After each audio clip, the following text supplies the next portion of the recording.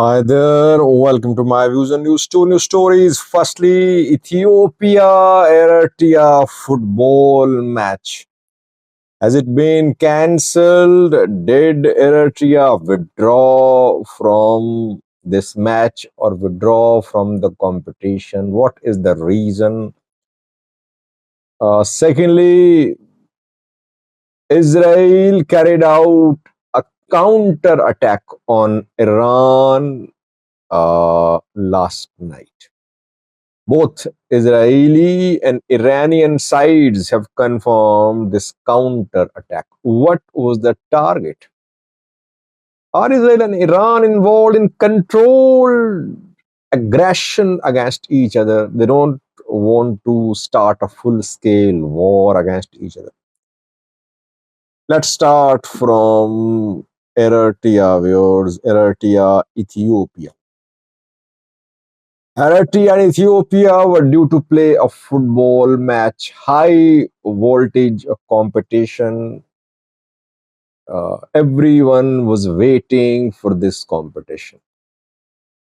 They were going to play in a qualifier for African Nations Championship, a soccer tournament, which is being played in Kenya, Tanzania, Uganda. And we know that Somalia has already withdrawn from this competition. I wrote an article about that on News Addis yesterday. Somalia was due to play against Burundi, but yesterday we got confirmation that Somalia has withdrawn from this competition. Why? Because Football Federation of Somalia lacks funds. It is funded by a bank, IBS Bank, by the government of Somalia, by FIFA, but it does not have enough funds to send a team for this competition. That is why Somalia withdrew. Eritrea was due to play against Ethiopia. Eritrea has also withdrawn from African Nations Championship. It has been confirmed, reportedly. Now, did Eritrea withdraw because it was going to face Ethiopia in its first match, or is it due to some other factors led to the decision made by Eritrea to withdraw from this competition? No official statement.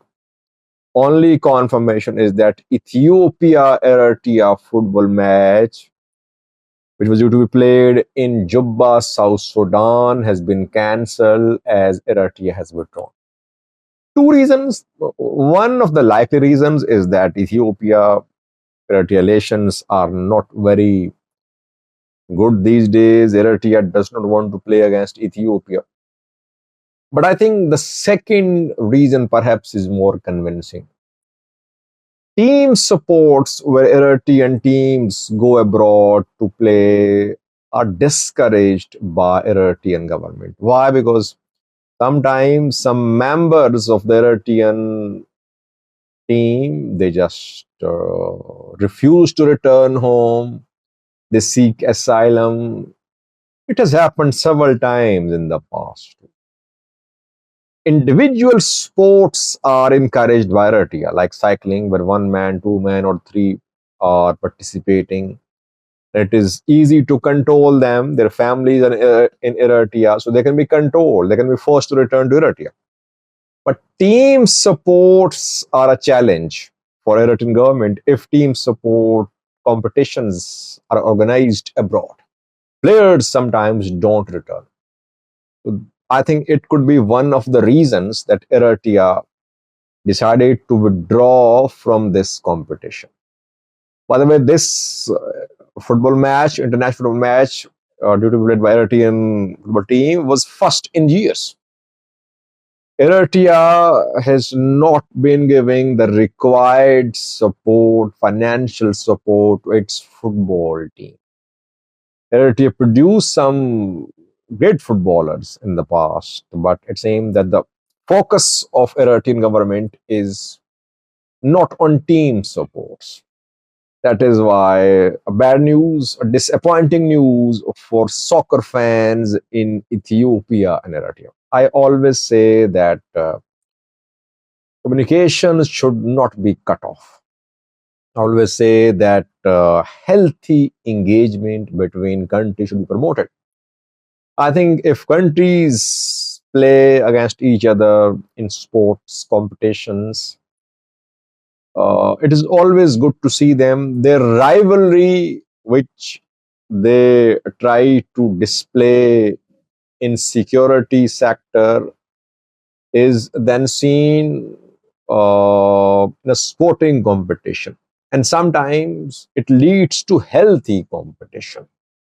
Then there is engagement as well. Players meet, coaching staff of the two sides, they meet. Overall, it's a good sign whenever hostile nations meet.